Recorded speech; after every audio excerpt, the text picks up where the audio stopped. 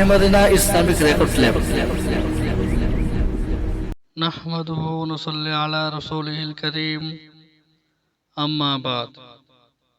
মুহতারাম হাজরিন, শুক্রবার হলো মুমিনদের জন্য একটি পবিত্র দিন এবং বরকতময় দিন।